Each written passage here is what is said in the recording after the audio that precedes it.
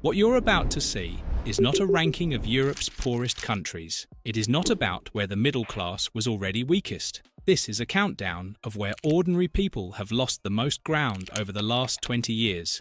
In just a few years, millions of Europeans have watched their living standards slip, their savings shrink, and their future feel less certain. Some countries have absorbed double-digit drops in real income, surging housing costs, and a cost of living that keeps outrunning paychecks. If you want to know how we built this ranking, the methodology, the indicators, and every source we used, it's all in the description below.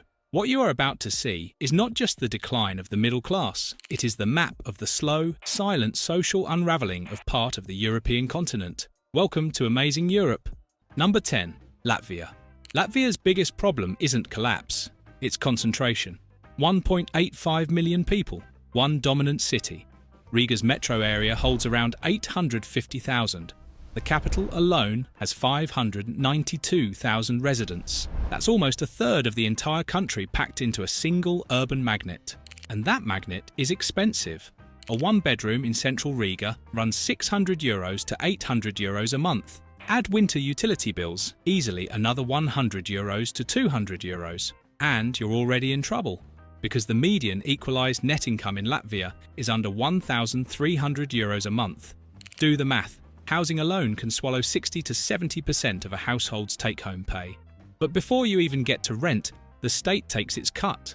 Latvia's tax wedge for a single worker hit 41.7% in 2024. That means nearly half your gross salary disappears before you see a single euro. High taxation, expensive city, weak wages. That's not a middle class, that's a pressure cooker. The winners are Riga developers who cash in on every new apartment block, landlords who turn a housing shortage into guaranteed rent, and politicians whose power depends on keeping investment, jobs, and public money centred in the capital. They gain through higher property values, steady rental income, construction contracts, zoning influence, and a city-first system that leaves the rest of Latvia weaker. Then comes the real damage. 1 in 4 Latvians under 65 has left the country this century. Among 25 to 34-year-olds, it's 1 in 3. And it's not random emigration. It's the engineers, the doctors, the IT professionals, the scientists. Latvia isn't losing workers. It's exporting its best ones. Brain drain isn't a side effect of this system. It is the system. Number 9. United Kingdom. Britain's real crisis isn't poverty, it's bifurcation. 2 countries, one lives in penthouses, private schools, and financial assets. The other is skipping meals, counting pennies, and watching rent consume the paycheck before the month is halfway done. The numbers don't lie. Since 2019, house prices have risen 25%. Rents in major cities have jumped 30%. Real wages have fallen behind inflation, and average purchasing power has eroded by around 5%. That is the trap. You work more, you pay more, you get less. A middle class can survive that, but only for so long. The deeper question is who captures the upside. In 2022, the poorest fifth of British society held just 8% of total income. The richest fifth controlled 36%. That is not a gap, that is a structural split. London's financial elite and property owners have turned housing into an extraction machine. Everyone else absorbs the shock. Energy bills up, mortgage costs up, taxes up, public services visibly decaying. And the rich don't just have more money, they live in a different economic climate. They ride out inflation, they sit on appreciating assets, they move capital when the country turns sour. The poor can't. The middle class is trapped in the middle, too exposed to be protected, too stretched to escape. But even Britain's appeal for the wealthy is cracking. In 2022, millionaires made up 4.8% of the adult population, placing the UK among Europe's most millionaire-heavy countries. But UBS projects a 17% decline in millionaire numbers by 2028, driven by taxes, policy uncertainty, and a deteriorating investment climate. Britain is becoming a country that no longer makes obvious sense, even for the rich. Number 8. France. France isn't collapsing, it's ossifying. 60% of French people now fear they will live worse than their parents. That is the real measure of decline. Not GDP, but the death of the post-war promise that each generation would do a little better than the last. The squeeze is everywhere. 16% of salaried jobs are precarious. Fixed-term contracts, unstable work, no future. For some countries that may not sound dramatic, but in France it matters because this share is more than twice what it was in the 1980s. Real wages have barely moved. Since 2015, electricity prices have risen 50%. Wages? Up just 25%. It's a slow, cumulative erosion of family budgets, month after month, year after year. The result is visible at every supermarket. Price, not quality, is now the deciding factor in 7 out of 10 purchasing decisions. Families are cutting meat, organic products, anything non-essential. And France's political class has no real answer. Pensions adjusted, but not enough. Relief announced, but never enough to restore confidence. Years of revolving door governments and symbolic gestures have produced one clear message. The system is managing decline, not reversing it. Underneath all of this is a broken productive base. France has lost nearly 2 million industrial jobs since the 1980s. Manufacturing has collapsed from over 16% of GDP to around 10%. The country runs a massive trade deficit that drains wealth year after year. Meanwhile, the state still spends nearly 58% of GDP, borrowing just to preserve the present. France still looks like a powerful state, but it is a powerful state sitting on an economy that gets weaker every year, and a political class that has run out of ideas to stop it. Number 7. Portugal. Portugal's middle-class problem isn't falling wages. It's wages that rise too slowly to matter. Salaries have gone up, but housing and the cost of living have run away faster. In Lisbon and Porto, ordinary workers are increasingly priced out of the very cities that create the jobs. And the housing boom was not an accident. The real turning point was the Golden Visa program. For years, Portugal sold access to Europe through property, a legal funnel for foreign capital. Chinese buyers led the early wave, followed by Brazilians, Turks, South Africans, Russians, and other wealthy non-resident investors. The scandal isn't just foreigners buying homes. It's an entire policy designed to convert real estate into residency and residency into speculation. The result was predictable. Luxury demand pushed prices up in the most desirable urban and coastal markets. Local families were left competing with overseas capital, second home buyers, and investors who cared more about assets than neighborhoods. Foreigners consistently buy a huge share of the market, accounting for over a quarter of all home purchases, hitting 28% of all transactions in 2025, with buyers from Brazil, Angola, and France leading the market. That is not a side note. That is the market. And workers get squeezed twice. Portugal's tax wedge on labour sits at over 40%. So low real wages come with a state that still takes a serious cut before families even think about rent. The winners? Developers, landlords, tourism investors, a political class that mistook selling the country's real estate for building its future. Portugal didn't price out its middle class by accident. It did it by design. Number 6. Hungary. Hungary is not suffering from one crisis. It is being hit by 3 at once: inflation, a weak currency, and policy mistakes. Over the past 20 years, Hungarian food prices have exploded by 244%. A supermarket basket that cost about 110 euros in 2005 now lands closer to 380 euros. And salaries? The median net equivalized income is only about 850 euros a month. Let's be clear about one thing. The legal minimum wage is not the same as median net equivalized income. The minimum wage is a gross legal floor for workers. The median net equivalized income is a household-based after-tax figure adjusted for family size. They measure different realities, which is exactly why the comparison matters. Numbeo estimates monthly costs for a single person in Hungary at about 716 euros, excluding rent. Add housing, and the math becomes brutal. Even a modest Budapest apartment can push a household well beyond what the middle class can comfortably absorb. And then the state made the shock worse. When the forint weakens, imported food, fuel, fertilizer, and machinery become more expensive, because Hungary pays more for every euro-priced good coming in from abroad. Believing it was helping, the government froze the price of basic foods like sugar, flour, and chicken. That did not defeat inflation. It created distortions. Supermarkets sold some items below cost, cut supply, and pushed losses onto other products. When the caps were lifted, prices jumped back violently. On top of that, special retail taxes were tripled. Chains did not absorb them. They passed them straight to shoppers. Add a 27% VAT, and the result is a country where groceries, rent, and bills have become a monthly stress test. Number 5. Croatia. Croatia is not a poor country in the old sense. It is a country where the middle class is being hollowed out by a tourism economy that looks successful from the outside, but is deeply uneven underneath. The numbers are revealing. Since 2019, house prices have nearly doubled, one of the sharpest increases in Europe. Food prices up 50%, energy up 50%. Salaries have improved on paper, but not enough to keep up. Real wage growth has been too weak to matter. And the winners are obvious: coastal property owners, short-term rental operators, tourism investors, a political class that has allowed housing to become a speculative asset. The logic is brutal. A city that makes more money from tourists than residents will eventually stop working for its own people. That is exactly what has happened across large parts of Croatia. The deeper problem is that this model creates paper wealth, not broad prosperity.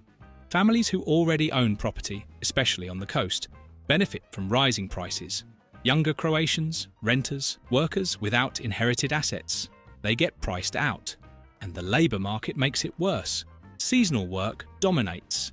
Stable, well-paid careers are scarce. When the best young people leave, the tax base shrinks, public services weaken, and the country doubles down on the only engine it has left: more tourism, more dependence, less future.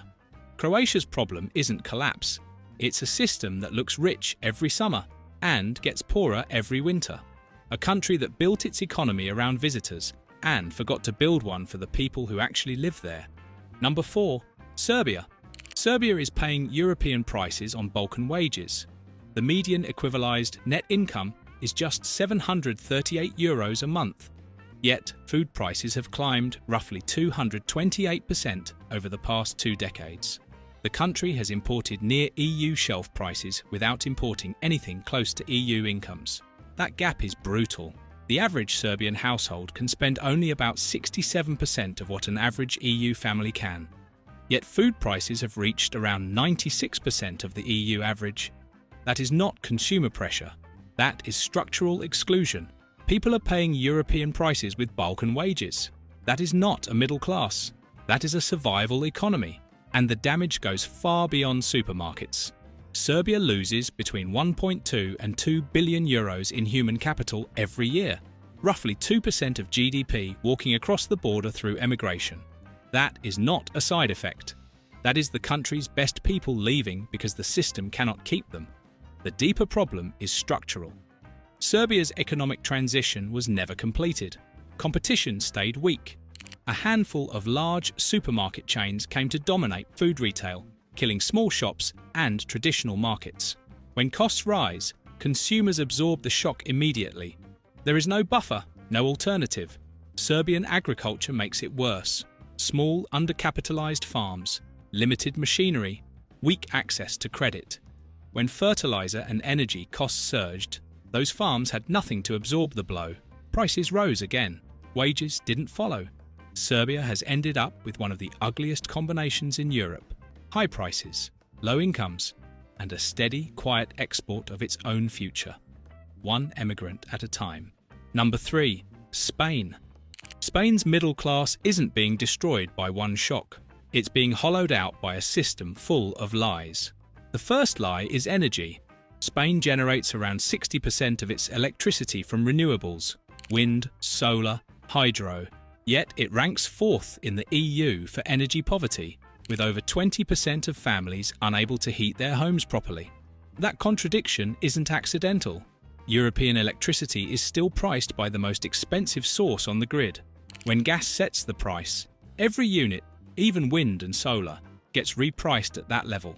Renewables haven't made bills cheap. They've made utilities richer. The second lie is housing.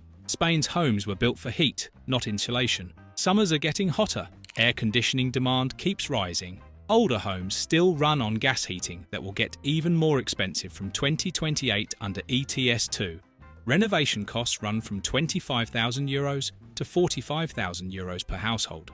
Between 2021 and 2023, Spain spent €40.8 billion, 3.4% of GDP, in emergency energy subsidies just to keep people afloat. The third lie is wealth. Nearly 74% of Spaniards own their homes. That sounds like stability. It isn't. Young adults are locked out entirely. The average age of leaving home has hit 30.3 years. Over 80% of adults under 29 still live with their parents. And then comes the labour market. Over 2.5 million people in Spain are working poor. 11.2% of the workforce is officially at risk of poverty, while employed. Full-time workers earning a paycheck that vanishes into rent before the month begins. Spain doesn't have an unemployment crisis anymore. It has something worse: employment without emancipation. Number 2, Italy. Italy's middle class isn't collapsing overnight. It's being slowly stripped of the one thing that made it a class: the ability to save, to move up, to pass something on. In 2006, 60% of Italians identified as middle class. Today, only 45% do. The country isn't just getting poorer, it's getting more divided, more stuck, and more afraid of the future. The pressure starts with work. Italy keeps creating jobs, but too many are weak, low-paid, and unstable. In 2024, 9% of full-time workers were still at risk of poverty. Include part-time and mixed employment, and that number hits 10.2%. Having a job is no longer enough, but the self-employed, it's even worse. Then comes the cost of staying alive. Average household consumption hit €2,755 a month in 2024. In Milan, the cost of living runs up to 60% higher than in Naples, turning geography into a class system. Italy also has the EU's lowest employment rate at around 63%. Too few people earn enough. Too many families are balancing on the edge, and the supposed safety net, property, is turning into a trap. Families who already own homes look protected on paper, but old, energy-inefficient housing means renovation costs, stricter efficiency rules, and the pressure of the green transition are quietly converting inherited property into a future liability. Passing a house to your children is no longer simple wealth transfer. It's often passing on a problem. Those who entered the game early keep protecting themselves. Those trying to enter now are told to work harder, rent longer, and wait for a ladder that no longer exists. Before we reveal number 1, if you're finding this video useful, support the channel with a like, subscribe, and hit the bell so you don't miss what's next. Because Europe isn't just getting worse, it's splitting apart. If you want us to compare the 5 best and 5 worst countries in Europe for quality of life, across multiple factors, write Europe in the comments. Number 1, Greece. Now listen carefully, because Greece sums up everything we have seen so far. Greece is what happens when a middle class loses the ability to save, to plan, and eventually to believe in the future. In 2024, real wages were still about 30% below 2009 levels, and real household disposable income remained 15% lower than in 2009. That is not a recovery. That is a country still living inside the damage. The deeper problem is that Greece sits at the absolute bottom of the EU savings ranking, where households, on net, spend more than they earn. That single fact explains almost everything. When savings disappear, every shock becomes permanent. A higher rent, a more expensive bill, a broken car, a medical expense. There is no buffer. There is just fragility. Housing shows the divide clearly. Greece tops Europe for housing cost overburden, with almost 29% of people burdened by housing costs, and energy poverty remains twice the EU level, with 18.7% of households unable to keep their homes adequately warm. Even more revealing, 78% of young Greeks in their 20s still live with their parents, and the average age of leaving home has reached 30.7. That is not just a cultural pattern, it is a blocked transition into adulthood. And here is the thread connecting Greece to Latvia, Italy, Spain, Hungary, and the rest. Part of Europe is not simply becoming poorer, it is becoming harder to turn income into stability. Households face high housing costs, weak wages, energy pressure, and a labour market that produces jobs without security. That is why the middle class is shrinking. Not because people stopped working, but because work no longer guarantees movement. The winners are always the same: wealthy multi-property homeowners, asset holders, and that part of the older generations who managed to lock in their wealth before the system turned against everyone else. And politicians who keep promising relief, but keep delivering too little, too late. Greece is the clearest warning of all. When a society can no longer save, it can no longer recover on its own. But as we said earlier, only part of Europe is getting poorer, and quality of life isn't measured by paychecks alone. If you want to discover the 5 best and 5 worst European countries for quality of life, taking many factors into account, write Europe in the comments. For a broader picture of the situation, we recommend watching the video on the right, where you'll see the ranking of all European countries by median income. That's all for this video. See you next time.